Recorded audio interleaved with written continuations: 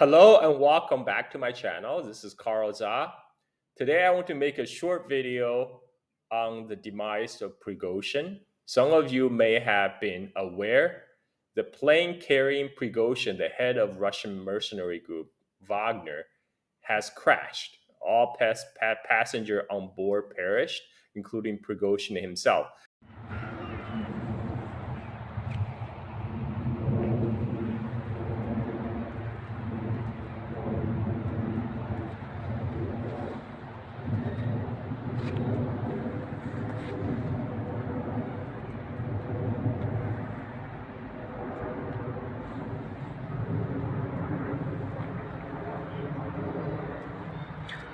Пиздец, это беспилотник. Сбили, бабахнуло в 2 раза, взорвалось, падает. Ты посмотри, падает.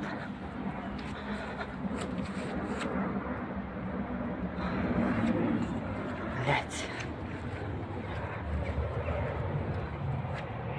Где, блядь, бабахнет? Куда упал? Вон тут куски летят. Где-то, блядь, упал. Хуя дым пошел какой. А там он куски летят еще. Смотри, какой клуб поднимается. Пиздец. Меня аж трясет. Охуеть. Где это?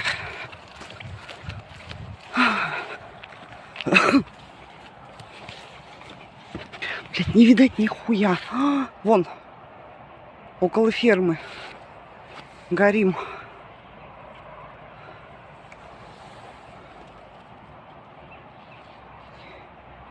Не пойму, у фермы нет. Now, this may come as a surprise to many people. There's many conspiracy theories floating around, lots of confusions. This is why I thought I try to make sense of this. Now, when Prigozhin launched his coup back in June, I was in Moscow. I made on-air live commentary on TV on Prigozhin and his coup. And I think my commentary has withstood the test of time. Have a listen. I'm joined live now by host of Silk and Steel podcast, political analyst and historian Carl Za. Carl, thanks very much for joining us this morning. Now, obviously quite an incredible development in the ongoing disagreements between Wagner and the Russian MOD. But has this come as a surprise to you?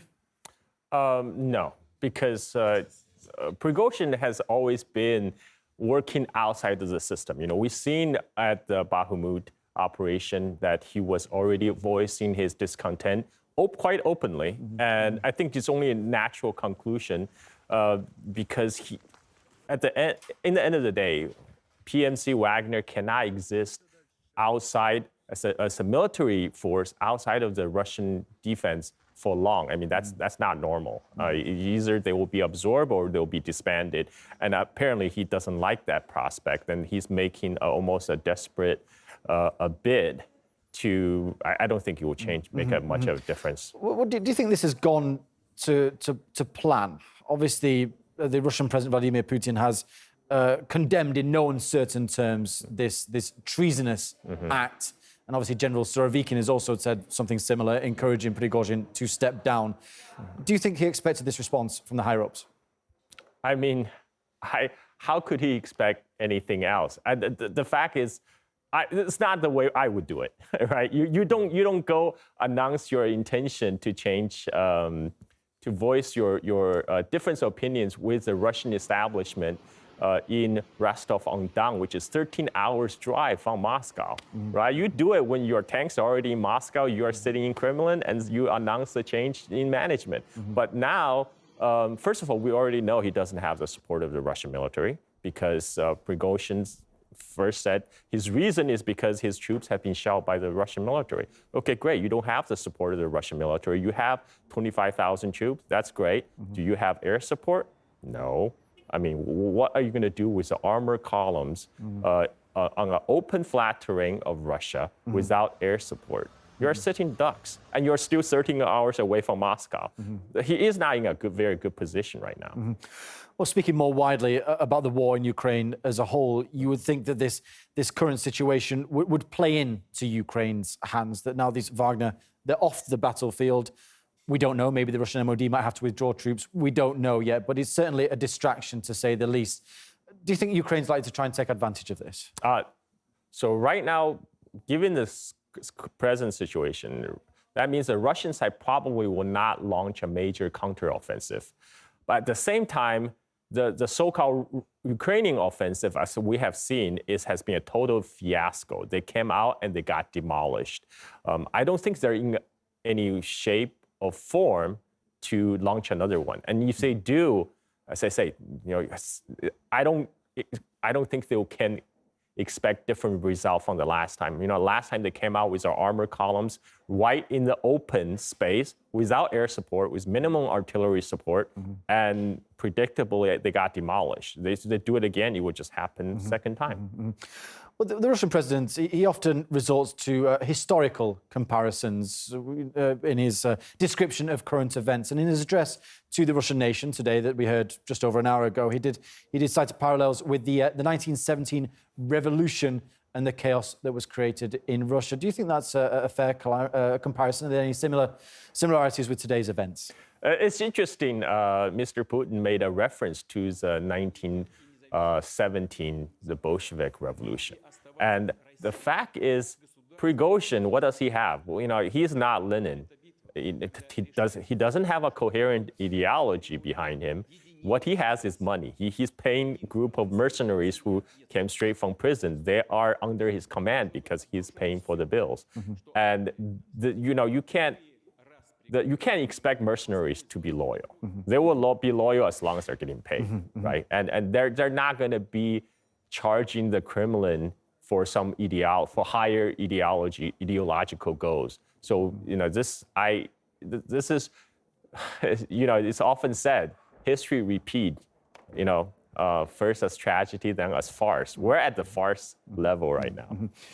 Now, obviously, it's a mug's game trying to guess how events will unfold, and we've certainly seen a fair share of armchair generals in this war, everyone giving their opinion. But all the same, Carl, I'm still going to ask you, how do you think this standoff in Rostov-on-Don will unfold? Do you think Prigozhin will be captured? Do you think, fortunately, it's been peaceful so far. Do you think the tensions will flare up? What are your thoughts?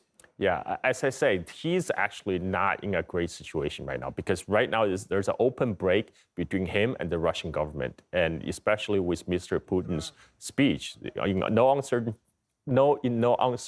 terms, Putin has pointed out this is a rebellion, this is against the Russian state, and we will put a stop to that. And I just don't see what kind of support Prigozhin would have, behind his little whatever he calls it, and he is right now he claims to control Rostov-on-the-Don.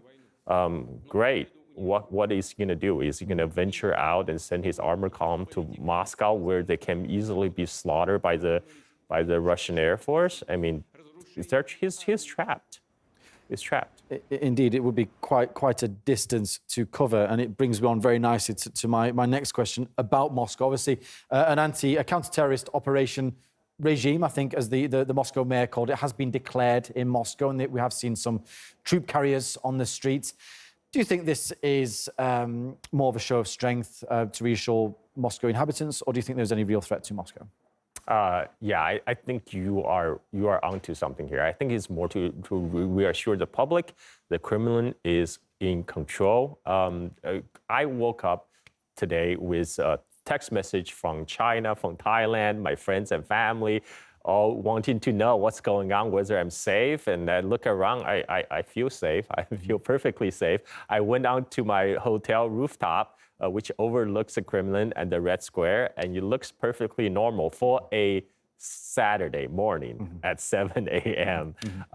And right now, only thing I notice is different is there's less traffic than normal. Carl Jha, host of the Silk and Steel podcast, political analyst and historian. Thanks very much for your take on events today. Thank you. Thank you. Now, as I mentioned, the co-creation of Wagner Group was originally a stopgap measure because Putin needed to create a command structure outside the Russian military to deal with the Ukraine war before the Russian military ramped up and get ready. And Putin chose Prigozhin because Prigozhin is his most trusted man. as the war progressed in Ukraine, the Russian military has become increasingly competent and professional, and they have started to iron out a lot of wrinkles they had in the beginning of the war. The need for Wagner Group to exist as a separate military, it's rapidly decreasing. But at the same time, Prigozhin himself is demanding more resources for his own, for Wagner. Now, this is what created the conflict. But rather than go to Putin, his sponsor, to deal with the issue privately, whatever discontent he may have with Shoigu, he could have gone to Putin directly because he had a personal close relationship with Putin. But rather than doing that, he decided to launch a whole 9-yard a coup against Moscow. Of course, that's not tolerated. Now, as the coup was wrapping up, there's more confusion because it seems like Prigozhin was left off the hook. After he launched the coup, after his mutineers have shot down Russian airmen, killed many Russian pilots, he seemed to get off scot-free. And what's more, it seems Wagner is being now deployed to Africa, and Prigozhin himself was seen to hobnobbing with some African leaders. Now, работаем. Температура плюс 50. Все как мы любим. ЧВК «Вагнер» проводит РПД. Делает Россию еще более великой на всех континентах. А Африку еще более свободной. Справедливость и счастье для африканских народов. Кошмарим ИГИЛ, Аль-Каиду и других бандосов.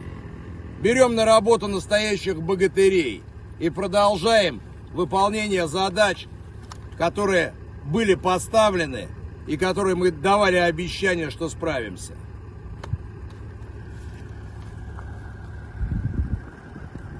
Prigozhin himself probably thought that was going to be his end. He's going to be ended up as a liberator of Africa. But anyone who is well versed in history will realize that's very, very unusual. I mean, it almost never happens. If you launch a coup against a functional state and then they let you go because you had a close relationship with the head of the state, Putin, after you obviously have betrayed that trust. So I wouldn't say I'm surprised by the turn of events. And the Wagner associated Telegram channels actually claim that his plane has been shut down by Russian air defense. Now, looking at the photo of wreckage, you will see what appears to be missile fragments on the plane. Now, some of you may say, oh, these missile fragments look very small. But take another look. Compare this to what the Russian air defense Panzer has done on the Turkish manufactured drone. Compare the two. You will see striking similarity. And overall, it looks like the reintegration of Wagner back into Russian military is fast progressing. Shoigu has already sent his